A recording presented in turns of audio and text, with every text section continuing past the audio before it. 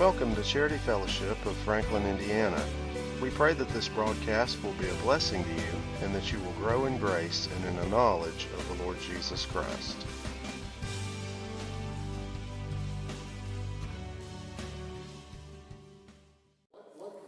Know what's going on. That's Brother Billy's. Brother Billy, just stand, make a line right here. Make a line and face the congregation. That's Sister Michelle. Brother Jared. I'm going to let Brother Jared hold Brother Jacobs too. He can hold both of them. Turn them around, y'all. Face them that way toward the congregation.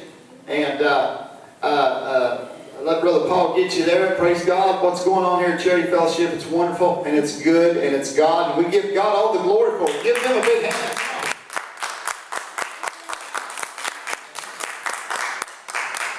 Such an honor for them to be part of our body here at Charity Fellowship. Thank you all. We love you and appreciate you. Amen. Good to see all of you. Keep all the ones that are here in prayer. Sister Judy has, we think, broke her ankle, so she can't get a shoe on. And Sister Barbara, we mentioned her eyes are swelled shut and she's broke all out. So Brother Stephen, her couldn't make it, and Brother Junior's with Judy, and I don't know where some of the others are, but just cover them in prayer, amen? Amen. Come on. Amen. You know, I was thinking this morning when I got up, because the Lord had gave me like 4 different messages to minister on, and I was like, well, Lord, I just want you to help me to minister the right one for whatever we need in this body, amen? But I was thinking about at my job, there's a place that you enter on those trains, and they call it the vestibule. And when you enter onto the vestibule, there's a locker there. It's like an electrical locker.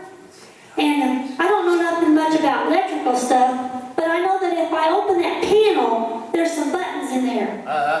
And there's times on those trains at work when we're so hot and so sweaty and we can't get no relief and we can't get no air. But if I can get that electrical locker open and push that big red button, it's called the override. You know what I'm talking about, Billy, don't you? Because you're familiar with those trains now. And if I can push that override, I get instant relief. It's like I can breathe. It's like the air starts flowing. It's like everybody in the train calms down. The atmosphere change. And you know, that's just like the Holy Spirit. And when you're going through things and you're sweating and you're frustrated and you're feeling overwhelmed and you're feeling like you can't make it, if you can get somewhere where you can just touch the anointing and you can tap into the Holy Spirit, you're going to get some instant relief. Amen? You're going to find out what it means to feel refreshed and to know about what it means to be restored. Amen? And I love that because God told me, He said, you know, if my children would just always override their feelings and override their emotions and override their circumstances by yielding to my Spirit. Because the Holy Spirit, that's our override. It's built right in us. You know, the only thing we got to do is get in there and touch that place where we surrender everything to Him and let Him have control. And then He can start doing a work in us. He can start changing our thoughts. He can start changing those circumstances that seem so overwhelming that we don't know if we can make it. We don't know why we're here. We don't know what our purpose is. We don't know if we can fight another day. But when we get in there and we feel the Spirit of the Lord, everything changes. Amen? And I don't know where I'm going because I got like 4 different things, but I know the Holy Ghost knows where He's going. Amen? So I just want you to be patient with me and wait upon the Lord here. Amen. But see, I thought about some times in our life where, and everybody faces it, because the Bible says that there's going to be trials and there's going to be tribulations. And I'm not a pastor that's going to stand up here and tell you that if you'll accept Jesus Christ into your life, that everything's going to be fine, because I'm going to tell you just the different, because that's when the enemy really gets mad. That's when he's going to pull out everything against you. But I will tell you that Jesus said there's trials and there's tribulations, that He overcame them and we can overcome them. He said, be of good courage. He said, count it all joy when you find yourself in all these trials and temptations. You know, I've come to know in my walk with Christ that my proof that I'm getting a little closer to my destiny is the more problems I face. When all the problems break out and I know that I'm doing what I should be doing, I know, okay, well, I'm in a battle. I'm under attack. I first have to check myself and say, okay, Sister Sherry, is it you? Have you sinned? Is that why you're facing facing these things? Is that why all this stuff's happening to you? Have you sinned? Okay. Have you repented? Okay. Is it your attitude? Is it your thoughts? If I go through all those things and I line them up, then I know I'm really under an attack from Satan, and it ain't because of anything I've done. Amen? So then I know, okay, I got a choice here, and I can choose to give in to all the problems that I'm facing, or I can choose those promises that God has gave me, because they're for you. They're for you. They're for you. They're for everybody. And those promises will not come back void. They're going to do exactly what God said they would do, but they're not going to do anything for you if you don't have things decent and in order. And God told me, He said, I'm going to give you 10 steps, Sherry, to tell my people. And when they do these 10 steps, faith's going to be activated in their life, because you have to have faith to please God. The Bible says without faith it's impossible to please God. And how did God tell the just to live? By faith. He said the just shall live by faith. We just can't, I hear people and I understand what they're saying, because I've been there myself. They really don't ever get into the Word of God. And they don't know the Word of God. But they know just a little bit of it. And you can ask them when they're going through something, well, how you doing? Well, I'm standing on the Word of God. But if I come back and I say, okay, what Word are you standing on? Well, I'm just standing on the Word of God in general. Well, let me tell you something. The Word of God in general is not going to get it. You got to know the Word of God that you're standing on. You got to know the problem that you're facing. You got to identify your enemy. And when you identify him and you realize how he's attacking you, is it your health? Is it your finances? Is it your mind? Is it your habits? What is it that you can't break free from? And then you got to identify that, and you got to know, okay, here's the problem. Here's the enemy. Now I got to get in this Word, and I got to find me some promises. Because the promises of God is the only thing that's going to defeat the enemy. So when you get in this Word, you just don't stand generally upon the Word of God. You got to know that you know that you know. When I was on my deathbed, I had to know that by His stripes, I was already healed. When I got laid off of my job, I had to know that He was Jehovah Jireh, my provider. I needed to hear it from somebody else to get my spirit, but pretty soon it had to get my spirit to where I was confessing it. I had to know that He whom the Son set free is free indeed. Amen? And I had to know it. Down in me, I had to know it. And when I got that promise, then I had a choice. And every time the enemy come, I could choose. Let that problem overwhelm me, or stand on that promise. Amen? I choose today to stand on the promises of God. When you really make a decision, that's when you get your mind set. That's when you can stake your life on the decision that you made. I stake my life on the Word of God, because I know that everything in this world will fail me, but not this Word. It's never going to fail me. I stake my life on it. If God said it, that's it.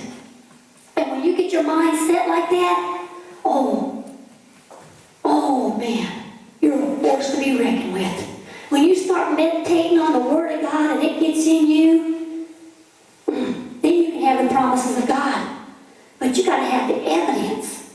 It's like when you get ready to go up to pray up to heaven, and you go to the throne room and you start asking God for something on behalf of your family or your friends or just souls or whatever the problem is, when you go in there praying, you need to have the evidence. It's like a title deed. Right. And when you get ready to go in there, you need to have that title deed, because that title deed is your proof of ownership. Come on. I own that promise. I like that. By His stripes, I was healed. Yes. So when I get ready to go in that throne room and I get ready to pray for somebody that's sick, or when I'm sick myself and I pray for myself, when I enter into that throne room, I enter in with the evidence. I got the book of Isaiah, and I can say it. By His stripes, I was healed. I can take that right up to the throne room, and you know what? I get access. I get access because I got ownership of that promise. That's my promise. It's mine. I own it. But if I show up there and I'm just standing on the Word of God, that's going to be just like being in court. Well, we're throwing you out. Lack of evidence. Take her away. Amen? But you got to know what you're standing on. Amen? Because for so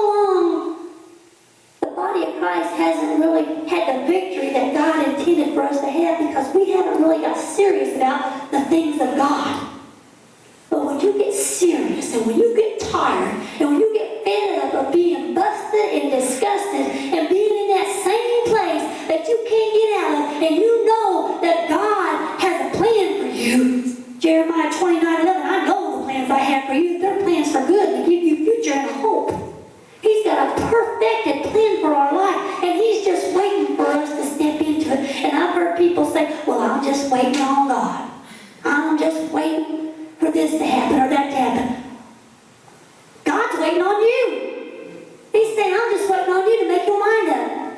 I'm waiting on you to say, okay, I choose you today. Amen? I choose to walk in your ways. I choose to walk upright before you. I choose your promises over my problems. Man, when you start choosing the promises of God, those problems, they just seem so small. And you know what? They can't touch those places in your mind that's always tormenting you. Because every time they try, the Word of God will exalt itself. Amen? And it'll tear down those strongholds. But you got to know the promises of God. And you got to take them and stand upon them. I heard my pastor speak about the promises and the problems, and he talked about the book of Joshua, and he talked about how, you know, when they sent they sent them out to check out the land to see if they could go in and take it. Well, God had already told them, go in and get the land. You can possess the land and everything in it. So he sent them out, 12 of them, and they went out there, and the Bible talks about when they went out and looked out the land, and when the 12 came back, 10 of them had a negative report. Only 2 had a positive report. The other 10 was, oh yeah, you know, they all seen the same thing. They all faced the same things. They all ended up in the same place.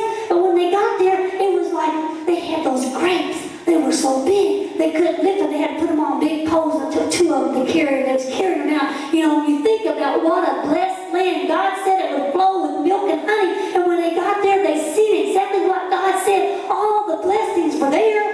They seen it just like God said. God already told them they could have it. God wasn't telling them, and God's leader wasn't telling them, go down there and see what you think about it.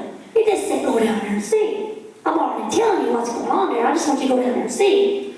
But they went down there, and they came back, and 10 of them came back, oh yeah, with that, but there's a lot of stuff big down there. There's some big giants down there, this and that. I don't know if we take them. I don't know if I can fight this demon. I don't know if I got what it takes to make him really leave me alone. I don't know. And they was just starting to doubt. And they were starting to think about other things besides what God had already told them. But there was 2 that came back. And they said, oh yeah, it's ours. Oh yeah, that's our land. That's for us and our children. We're going to walk in that place and we're going to conquer just like God said. Oh yeah, let's go. They were ready. Let's go fight this fight. Let's go conquer these things. Amen? Man. See, that's how we are. Joshua and Caleb. Yeah.